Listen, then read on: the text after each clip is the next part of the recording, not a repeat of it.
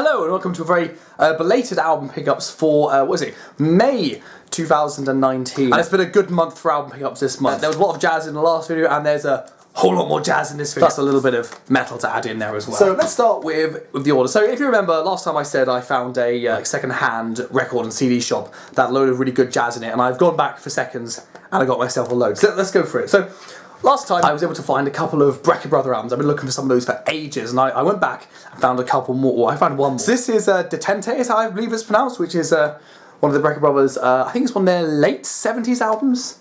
See on the back there, so really just very aged picture right there, as you can tell. Especially when you see the sort of furniture and everything they have there. It's one of my sort of lesser favourite, I'll be honest, of the Brecker albums I have. There's a couple I've listened to but don't own yet that's come sort of before this that I really like, and the ones I've had afterwards, like The Return of the Brecker Brothers, for example, that's a really, really good album. But this one, yeah, not so strong, I didn't think. Much like with Heavy Metal Beat Bop, it actually starts off with a song that is actually, sung of a singer. And I think the first 2 or 3 are on there like that. They're okay, kind of the time, sort of late 70s, early 80s, sort of funk songs. I'm not too huge on them. I haven't really put on Wirewood or anything, but the other stuff on here is pretty decent. It's not a bad pickup, but not the best. But then it gets a little bit better, because last time I was even more amazed about just finding a Brecker Brothers albums that I was able to find a solo record by Michael Brecker, who's my favourite saxophonist of all time. And I found, I believe this one was one that came before that one, and this is Michael Brecker's Don't Try This at Home.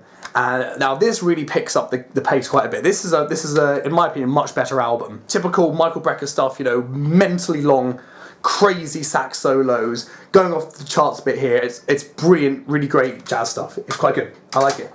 Then we get one that hasn't disappointed me, but I've listened to more by this band, and I preferred the other stuff I heard. So this is considered by most people to be a classic. This is Spyro Gyra's Morning Dance, which I believe is their second album. And I actually first cut my teeth on Spyro Gyra not by hearing Morning Dance, but by hearing Incognito from the album of the same name. I'm looking for that album. I'd love a copy of that. I loved everything on there. I listened to a couple of albums sort of around about just before and after it. It's sort of quite really good, jazz fusion, heavy stuff like that. But then when I listen to Morning Dance, there's a lot of smooth on here, and I wasn't quite expecting it. It's all got a bit of a cool, tropical, weird vibe. It's fun. I've listened to it multiple times. It's definitely one of those you can listen to it again albums. But it wasn't quite. I was expecting a bit more sort of heavy jazz fusion. But a lot of people love this album. It's a great little album. I'm glad to have it in my collection. And then once again, last time we were able to pick up 2 Yellowjackets albums. So sticking on the jazz fusions now, we're going to go on to the metal albums in a second.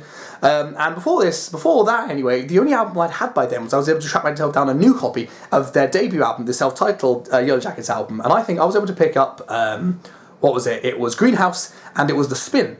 And The Spin might be slightly disappointing. Greenhouse I quite liked, but they still haven't lived up to the original. Maybe, I saw a couple more and I thought maybe they'll live up to that as well. And if you think some of the album covers, apart from, in my opinion, this one, I just think it was really good. In fact, this wasn't too bad either. But some of them, if I specifically I'm talking about this one here, if you thought it looked a bit ugly, we're going to get some ugly albums coming up. So firstly we have Like a River, which I believe is one of their 1993. And it's not too bad, it's just sort of fine.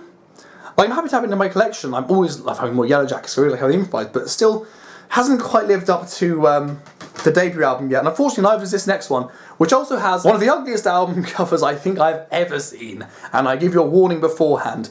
But this is a Yellowjackets, Samurai Samba, and man, that's garishly sort of 80s, isn't it? And then you check out those mullets, man. This album I think is actually maybe. It's different, it's a very 80s album. Maybe a little bit better, but still nothing is yet to live up to their debut album. I think that's such a strong contender. And so that was right at the start of the month. And then at the end of the month, or actually still in the start of the month, I heard a song that got released by a band that I've never owned an album by before. And now I've listened to this band before, and I've heard a couple of their early albums, and I've liked some of them and disliked others. I've never been hugely into wanting to have them, but this song convinced me to have that album. And that band was Darkthrone, and so this is their most recent album that came out on the 31st, Old Star.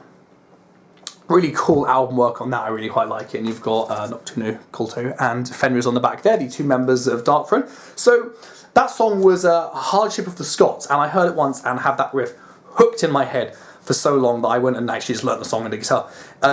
Sold me on the whole album. I'm glad, because it's a solid metal album. Now, Darkthrone started off as the very, very first album was death metal, then they went black metal, and they've sort of died in between that, I think, at one point with one album. And then they sort of came back out and they had this whole weird sort of crust punk era, and then they've been sort of doing more traditional heavy metal. And this is down the more traditional heavy metal vein, but with parts of doom metal in there, which I really like, and sort of they're arcing back with some of the riffs to the more black metal-y style. And it's sort of like a weird mishmash of an album, but sometimes where weird mishmashes don't work, this one does really, really well, actually. Now, I've mentioned albums up there as I listened to before. I listened to the, I think what I've considered the three classics, Blaze in the Northern Sky, Under a Funeral Moon, and Transylvanian Hunger. And even though Transylvanian Hunger is seen as sort of, I think, the out-and-out classic, I actually really preferred A Blaze in the Northern Sky. So I'm actually on the lookout for a copy of that, which I'd love to have. But yeah, a band that I've, you know, wanted one album of, but never been too hugely infused by, and then one song is all it took for me to just need this album. Great looking album. It's a really nice pickup. I'll quickly show you the inside there as well. Really good. So, if I had to pick a favourite out of all of those this month, I think there'll be two favourites out of that. It'll have to be on the metal front, Old Star, and I think on the jazz front it'll have to be Don't Try This at Home. So if you enjoyed this, please like, subscribe. I've just released a video where I review a microphone, which you might be interested in if you see that. If not, there will be another album pickups video next month, assuming I buy anything this month. And yeah, if you'd like this, please like, subscribe, and I'll see you next time. Goodbye.